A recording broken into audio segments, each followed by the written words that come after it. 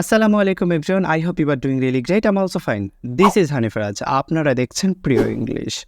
আজকের ভিডিওটি খুবই গুরুত্বপূর্ণ এবং খুবই ইন্টারেস্টিং হতে যাচ্ছে, কেননা ইংরেজি ভীতি দূর করার জন্য কিছু ট্রিক্স এবং কিছু হ্যাকস শিখিয়ে দিব আজকে আপনাদেরকে। তাহলে এই ভিডিওটি পুরো দেখতে হবে এবং সেই সাথে আমার চ্যানেলটি যদি পারেন সাবস্ক্রাইব করে রাখতে পারেন আগামী ভিডিওগুলো দেখার জন্য। তাহলে কথা না বাড়িয়ে চলুন শুরু করি আজকের লিসেনটি। একটা বাক্যকে আমরা কিভাবে 15 ভাবে বলবো, মিনিমাম 15 ভাবে আমরা উপস্থাপন করব কিভাবে, আমরা সেই বিষয়গুলো নিয়ে আজকে কথা বলবো ইনশাআল্লাহ। তো আমি প্রথম বাক্যটা রেখেছি হচ্ছে যেমন আমি ভাত খাই, ভাত নিয়ে আমি এক্সাম্পলগুলো দিব। আমি ভাত খাই, কি হবে এটা ইংরেজি? I eat rice. যদি এই কথাটাই বলা হয় আমি ভাত খাচ্ছি, তাহলে এটা ইংরেজি কি সেম হবে? না। তাহলে কি হবে?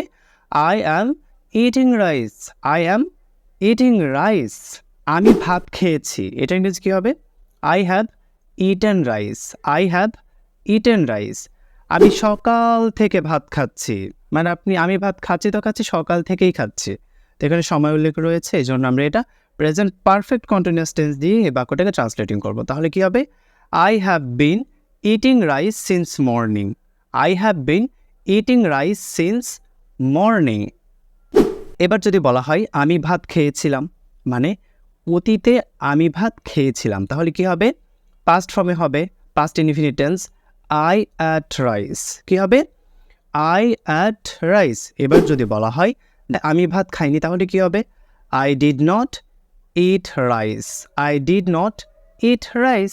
আমি ভাত খাবো, এবার করে ইংরেজি কী হবে? এটা তো ফিউচার হবে, তাই না? খাননি বা খাওয়া হয়নি, তাহলে কি হবে? খাবো, ভবিষ্যৎ। এটা ইংরেজি কী হবে? I will eat rice, I will eat rice. আমি ভাত খেতে পারি, আমি ভাত খেতে পারি, তাহলে এটা ইংরেজি কী হবে?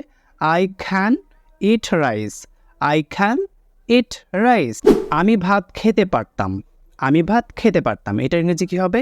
I could eat rice, I could eat rice. আমার ভাত খাওয়া উচিত, এটা ইংরেজি কী হবে? যে মানে খাওয়ার ওয়াক্ত চলে আসছে, এখন আপনি বলছেন আমার এখন ভাত খাওয়া উচিত, খিদা লেগেছে, তাহলে কী হবে বাক্যটা? I should eat rice. Should মানে উচিত, তাহলে কী হবে? আই শুড ইট রাইস, মানে আমার ভাত খাওয়া উচিত। আমি অবশ্যই ভাত খাবো, মানে জোর দিয়ে বলছেন আমি অবশ্যই ভাত খাবো। কেউ বলছে যে কিরে তুই ভাত খেতে পারবে না, তখন আপনি কি বলবেন? আমি অবশ্যই ভাত খাবো, তাহলে এটা ইংরেজি কী হবে?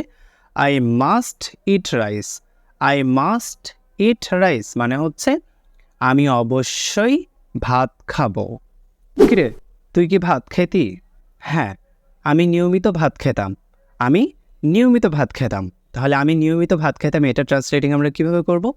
I use to eat rice, I use to eat rice, মানে আমি নিয়মিত ভাত খেতাম বা আমি ভাত খেতে অভ্যস্ত ছিলাম। এই কথাগুলো বলার জন্য আমরা ইউজ টু কথাটা ব্যবহার করব। আমার ভাত খাওয়া প্রয়োজন। এখন আপনি কোথাও গিয়েছেন, বাইরে কোথাও গিয়েছেন ফ্রেন্ডদেরকে নিয়ে, এখন আপনার খিদা লেগে গেছে, এখন আপনি তাদেরকে বলছেন কি? আমার ভাত খাওয়া প্রয়োজন, আমার ভাত খাওয়া প্রয়োজন, তাহলে এটা ইংরেজি কী হবে?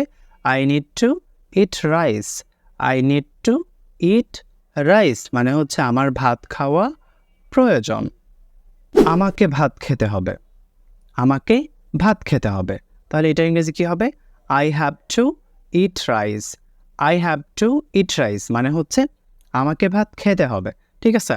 তো আশা করছি আপনারা বুঝে গিয়েছেন যে দেখেন আমি কিন্তু একটা কমন কথা নিয়েছিলাম, সেটা কি? ভাত খাওয়া। এই ভাত খাওয়া দিয়ে দেখেন কত কথা, আমি ভাত খাইনি, আমি ভাত খেয়েছি, আমার ভাত খাওয়া উচিত, আমি ভাত খেতে পারি, আমি অবশ্যই ভাত খাবো, কত কথা বলতে পারছি, তাই না? এখন আপনাকে যদি আমি বলি যে ভাইয়া আপনি কি করেন? যাওয়া, যেমন আমি যাই, আই গো, আমি যাচ্ছি, আই এম গোয়িং। ঠিক আছে? আমি যেতে পারি, আই ক্যান গো, আমার যাওয়া উচিত, আই শুড গো, আমি অবশ্যই যাব, আই মাস্ট গো। আপনি এভাবে বাক্য তৈরি করেন, আমি আপনাকে শুধু ফর্মুলাটা শিখিয়ে দিচ্ছি বা ধরিয়ে দিচ্ছি। আপনি কি করবেন? আপনি হচ্ছে একটু রিসার্চ করবেন, মাথাটা খাটাবেন এবং সেই সাথে কি করবেন? বাক্যগুলো ক্রিয়েট করে প্র্যাকটিস করবেন। আর যদি প্র্যাকটিস করেন, আমার এই কষ্ট করে শেখানোটা সার্থক হবে ইনশাআল্লাহ।